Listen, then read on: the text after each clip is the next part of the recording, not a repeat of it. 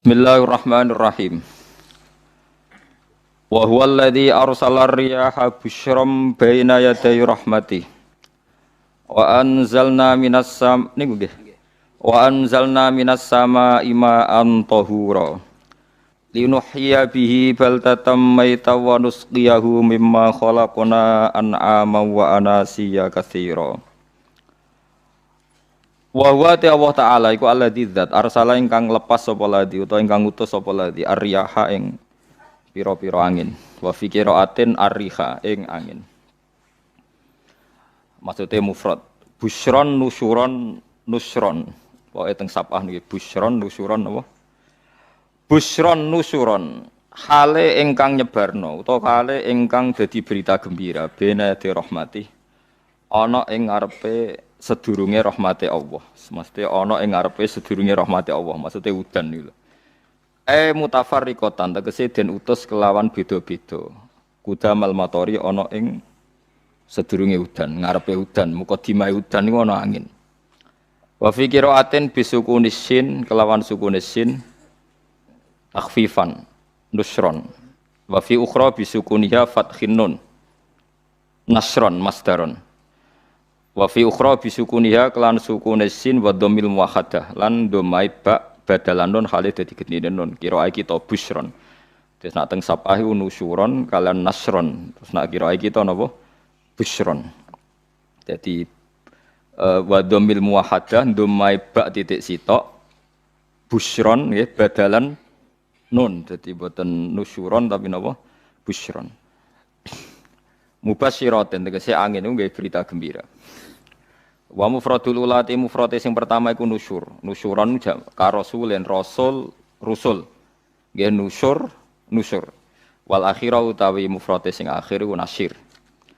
Wa anzalna lan nurono ingsun minas sama'i sanging langit ingsun nurono ma'aning banyu tahuron kang nyucekno. Mutahiron tegese kang nyucekno. Kaya anut ana sing nyucekno ora ana banyu najis. Di kula terangno nggih cara madzhab Abu Hanifah banyu iku ora iso najis. Wis pokoke banyu iku nyucekno dadi ora iso napa? Najis. Tapi kalau dalam madzhab Syafi'i itu air yang tidak sampai 2 kolah. 2 kolah niku ukuran 1/4 itu sekira-kira 1 meter persegi. Berarti kiri kanan atas bawah niku napa? 1 meter niku pun 2 napa? Kolah. Niku nak cara Imam Syafi'i jika air sebelum 2 kulah itu kena najis sedikit rubah atau tidak rubah najis, nggih. Tapi kalau terlalu banyak meskipun kena macam-macam tidak nopo? Tidak najis. Terus illa mata ghayyara kecuali yang rubah. Di misalnya ada limbah, ada kubangan besar gitu yang beribu-ribu liter tapi kok warnanya sudah warna coklat ya kayak tinja macam-macam itu dihukumi apa? Najis. Tapi wis macam-macam malah madhab dalam air itu. Tapi saya pastikan itu madhab ulama. Saya pastikan itu madhab ulama. Kalau teks hadisnya begini nih, monggo nak jenengan ape latihan ijtihad, kok menyesatkan ya ora apa-apa, sementing ini latihan. Jadi di Madinah, ini hadis di Musnad Ahmad. Di Madinah itu ada sumur, bukan sungai loh. Saya ulang lagi sumur, bukan sungai. Kalau sungai itu konotasinya kan luas, panjang, mengalir. Ini sumur, bener-bener apa? Sumur. Sumur, ya gedene sumur enggak sepiro. Nabi itu wudu di situ, terus diingatkan ya Rasulullah, itu sumur dulu zaman sebelum engkau datang, sebelum ada Islam di sini, dipakai pembuangan jifah, batang anjing, dan nyuwun sewu kotoran orang haid. Ya kotoran orang haid. Terus saat itu Nabi ngendikan al-ma' tahurun la yunajjisuhu syai'un. Kata Nabi yang namanya air itu menyucikan. Tidak pernah bisa kena najis ya. Al-ma' tahurun la yunajjisuhu syai'un. Terus Nabi wudu. Ya sudah begitu. Ya sudah begitu sampai rasa bojiro-jiro no. Alhamdulillah hadisnya ngono. Ya kan ya, paham kan ya? Mana nak sampean ditangkleti? Kulon sering ditanya sama orang-orang Jakarta, Gus, saya ini punya air langganan PDAM, itu dikelola dari sungai ini. Padahal sungai ini mulai tinja sampai sapi tank macam-macam ya ke situ semua, Gus. Terus gak baunya karena kaporit. Itu gimana itu, Gus? Suci ndak itu? Terus saya tanya, lah kamu pakai ndak? Ya sudah pakai, tapi tetap tanya hukumnya. Jadi, itu kan seperti yang di Jakarta itu kan misalnya yang diolah itu kan sungai macam-macam tuh, Gus. Lah itu yang limbah keluarga ya kalau untuk nyuci piring nggak apa-apa. Sapi tank macam-macam kan ke situ juga. Ya kan ya, cara kok istihad ya. Karena kalau menurut Syafi'i, dua kolah pun tidak ada pengaruhnya kalau terlalu banyak apa? Bahan yang apa? Najis, yang limbah itu yang najis. Ya jelas najis ya. Kalau teletong sapi kan ijek ono intikal madhab, rausul makul tohir. Kotoran hewan suci itu suci, masih banyak madhab yang mengatakan bahwa kotoran barang suci itu suci, masih bisa intikal. Kalau kotoran manusia itu lebih kriminal, nggak ada madhabnya itu.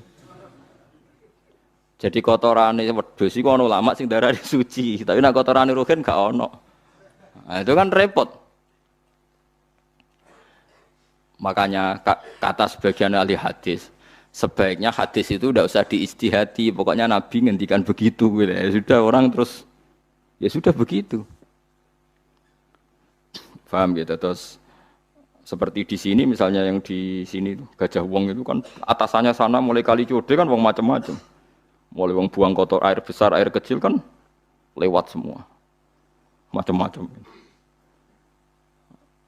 Makanya masalah air itu pokoknya sifatnya air itu ma'an tahura. Sifatnya air itu mensucikan. Mensucikan itu dua dalam mazhab Syafi'i itu. Air dan tanah. Air dan tanah. Terus sama Abu Hanifah ditambah satu. Ini kalau sampai coba tidak apa-apa, api. Makanya kalau ada boto, coroknya apa mus? Boto, boto bangunan, wah. Boto. Itu kan kebanyakan kan kadang kan tipak buahan pletong itu kan ya. Terus dipakai boto. Campur-campur diulet-ulet. Terus jadi apa? Boto. Cara madzhab Syafi'i tetap najis, dipakai masjid tidak bisa karena sebagian bahannya dari apa? Najis. Cara madzhab Hanafi suci karena sudah dibakar. Karena api itu termasuk alat mensucikan. Alasannya Imam Abu Hanifah, orang yang fasik-fasik itu nanti disucikan pakai api neraka. Berarti api itu bagian dari alat mensucikan. Jadi misalnya Ruhin mau sholat dibakar, sholat suci gitu. Karena api itu mensucikan. Buktinya orang-orang yang masuk neraka nanti sebelum masuk surga kalanya disucikan dengan api. Mana ada di neraka disucikan pakai air. Hanya kalau ada batu bata itu yang dipakai dari najis ya kemudian dibakar itu berarti cara mazhab Hanafi suci. Alhamdulillah tuh. Jadi kita bikin masjid nyaman karena bahannya dianggap apa? Suci. Lewat apa? Lewat apa? Api tadi dia dibakar. Tapi yang ngeri ya. Nggih. Ben sampean ngerti mazhab gitu. Terus saya memang tak niati setiap saya ngaji entah 1 2 tak sisipkan hukum fikih karena fikih ini yang kita alami keseharian. Nggih, fikih ini yang kita alami napa? Keseharian. Makanya saya minta teks hadis tadi jangan rubah. Pokoknya ada sumur loh tidak sungai. Sumur itu kan airnya tenang, tidak ngalir. Nyatanya Rasulullah sudah dilapuri. Ini batang-batang anjing dan bekas orang-orang haid, kotoran haid itu dibuang di situ ya Rasulullah. Terus Nabi menjawab, alma la yunajjis alma utahurun la yunajjisuhu syai'un. Terus orang-orang Syafi'iyah mentahmilkan dalam bahasa ijtihad itu dianggap itu mungkin sumurnya terlalu besar dan airnya terlalu apa? Banyak sehingga kotoran-kotoran itu tidak merubah warna. Tapi kata yang lain-lain masa yang benar aja gitu, masa banyu diam dimasuki kotoran gitu tidak nopo rubah. Nah itu ya itulah istihad ya. Istihad itu ya. Istihad itu guyonannya kan gitu. Pendapat saya benar mungkin salah, pendapat Anda salah mungkin apa? Benar. Karena ya sama-sama mirip-mirip itu untuk menganalisis itu. Yang jelas Allah mensifati air itu ma'an tahura, bahwa air itu punya sifat dasar mensucikan. Nek cara kula niku asal tidak terlalu ketok najis ngoten niku. Kaya PDAM ngoten niku. Gak ambu taek terus gak ambu apa nih suci wonten mawon. Tapi kan asal usulnya di sana najis gini. Asal usul barang kok repot. Kalau sering dibantai tiang-tiang sing terlalu nopo was-was. Tapi jelas Gus, saya tahu sendiri. Sapi teng itu ngalir ke sungai gini-gini saya tahu sendiri. Tak jawab, saya juga tahu sendiri dari langit itu langsung air turun.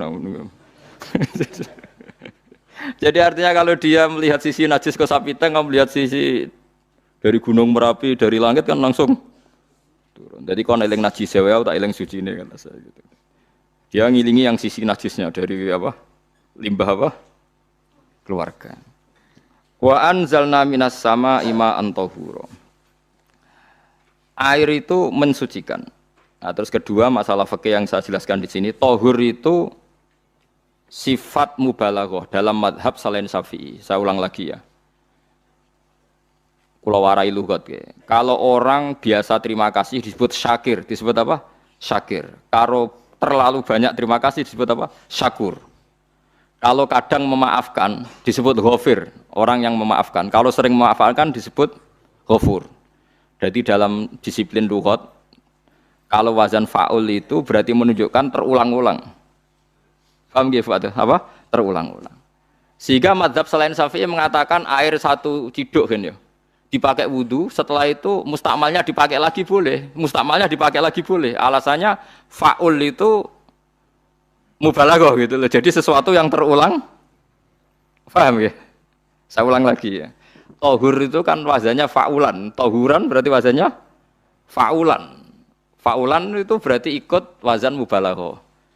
Kalau ghafir mengampuni, kalau ghafur sering mengampuni. Syakir terima kasih, kalau syakur sering terima kasih. Berarti kalau tahir suci, kalau tahur sering mensucikan. Nah, makanya selain Syafi'i mengatakan air asal suci mensucikan, dipakai berkali-kali tetap suci mensucikan. Artinya tidak ada mustakmal, tidak ada apa?